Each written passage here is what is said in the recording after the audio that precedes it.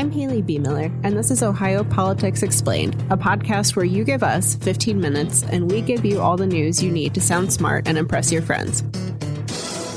Welcome to another episode of Ohio Politics Explained. We're recording on January 22nd, the same day Vice President JD Vance returned to Ohio to lay some groundwork for the 2026 election. We'll discuss his visit, a drop in healthcare enrollment, and legislation to ban 17-year-olds from getting married. Joining me today is Anthony Shoemaker. Hi, Haley. Real quick before we get started, if you find OPE enjoyable, useful, interesting, please consider leaving us a review or rating on Apple Podcasts. So Vance stopped at a rail facility in Toledo to tout the economy. He talked about a new law that got rid of taxes on tips and overtime, and the Trump administration's efforts to keep businesses in America. Ongoing issues with inflation, he argued, are Joe Biden's fault.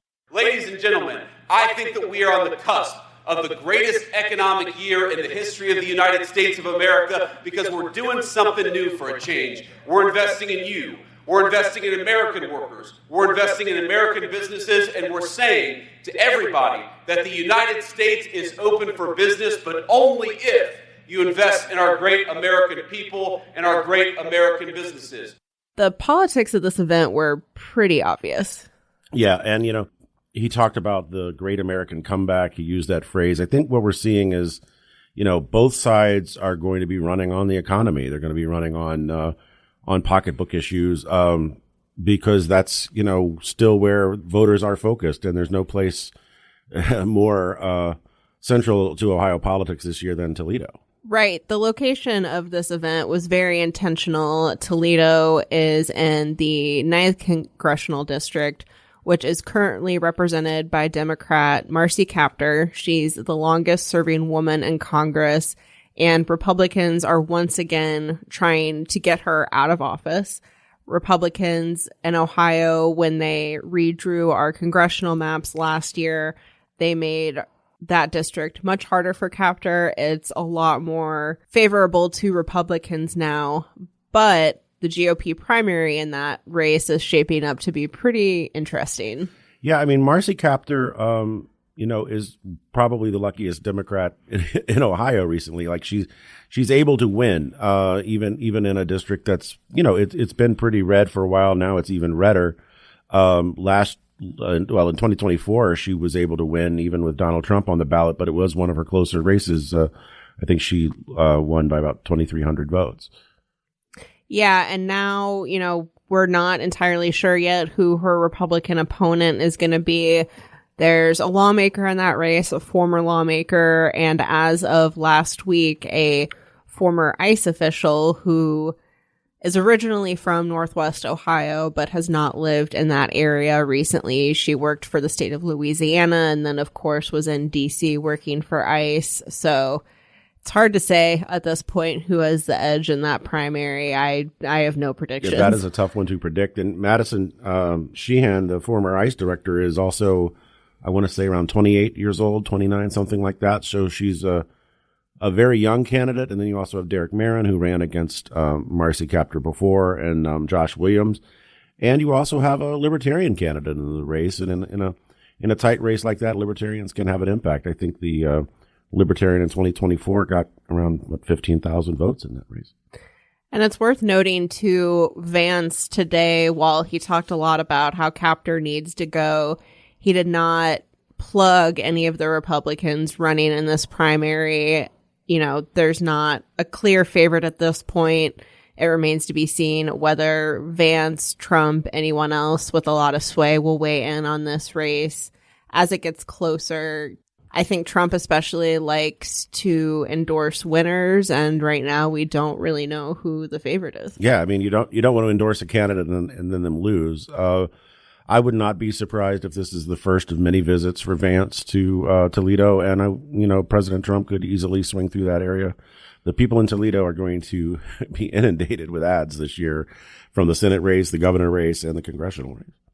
And speaking of those races, the Republican candidates were at the events with Vance today. Vivek Ramaswamy, his running mate, Senate President Rob McCauley, and then Senator John Husted were all there. You know, they all got shout outs from Vance, underscoring the importance of those races as well. Especially, you know, I think for Husted, this used to be Vance's Senate seat, so he probably wants to make sure it stays in Republican hands and doesn't get reclaimed by former Senator Sherrod Brown. Yeah, and I mean, you know, Senator Brown lost in 2024 to Bernie Moreno by about 3.5, 4 points or something like that. But President Trump was on the ballot, so that, you know, that can have a impact on turnout this year. Happy election year, everyone. Got off to an early start, didn't it? Our next topic is healthcare. The number of Ohioans who signed up for healthcare under the Affordable Care Act dropped 20% this year. That means 120,000 fewer people than 2025. Experts say enrollment could decrease even further once people get their bills and realize they can't afford their premiums. What is driving this? Remind us. About what was it? About 400,000 people, I think you said in your story, signed up for coverage this year, down about 120,000 from last year. And, you know, one of the things that really jumped out was, you know, Ohio was near the very bottom. Only North Carolina was, I believe, lower. And, you know, the healthcare costs, I think, other than the economy, are going to be front and center in the election because it's a pocketbook issue. The House and Senate let the enhanced credits expire after the government shutdown. So it was a big issue. You know, Democrats held that up for, I can't remember how long that shutdown lasted. But, you know, that was a key sticking point for them. Some Republicans wanted a extension for a couple of years, but other Republicans want to overhaul the entire system. Probably next to the economy, healthcare is going to be a major issue because people are going to feel it in their pocketbooks. Yeah, there's some research by KFF, a healthcare policy nonprofit.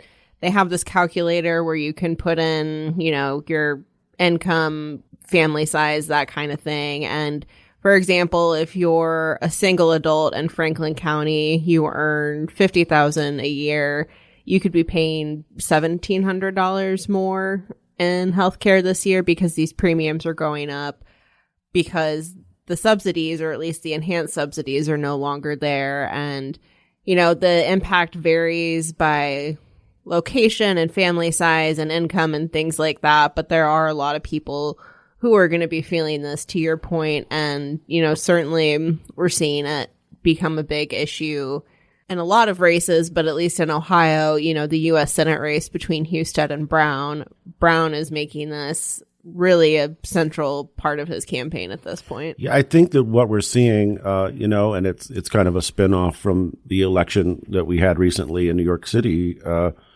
for mayor, where, you know, affordability issues are going to be front and center for Democrats trying to win back control of the House and Senate this year.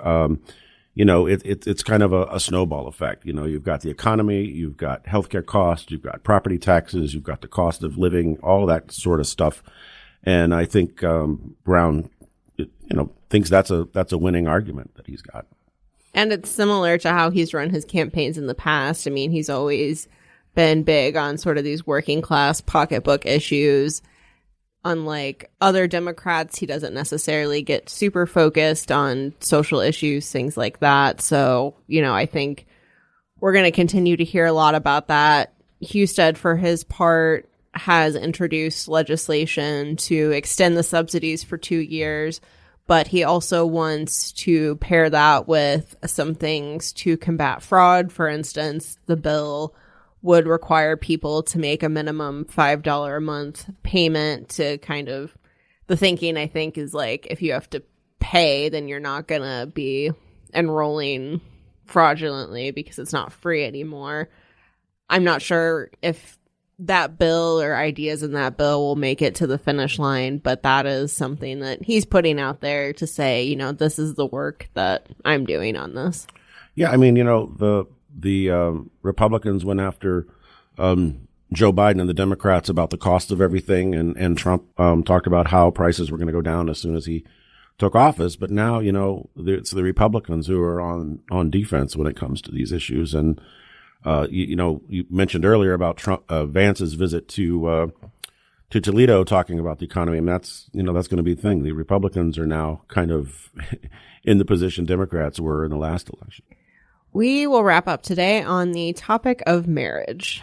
A new bipartisan bill would raise the legal age of marriage in Ohio to 18. Right now, 17-year-olds can get married under certain circumstances, which is not as bad as the law used to be, but still not great. Yeah, I mean, right now, 17-year-olds in Ohio can get married, but not long ago, just in 2019, Ohio changed its marriage laws to block young teens who were getting married. Thousands of them in the last 15 years. Girls as young as 14. There were cases where like 14-year-olds were getting married to men who were almost 50. And it's kind of shocking how common that was. And it's one of those things you would think a state like Ohio would have dealt with a long time ago. But it's only been in the last 6 or 7 years that they've tackled that issue.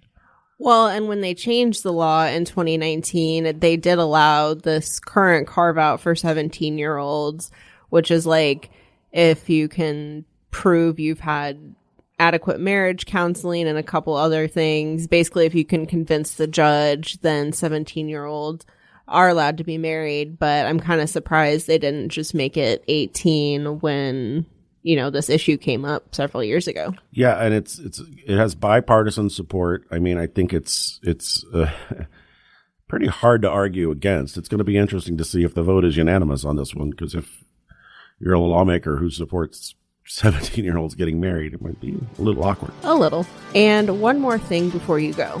Advocates who want to block a new marijuana and hemp law had to resubmit their referendum petition this week. Attorney General Dave Yost found problems with the first attempt.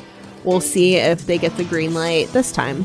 For now, the law is slated to take effect in March.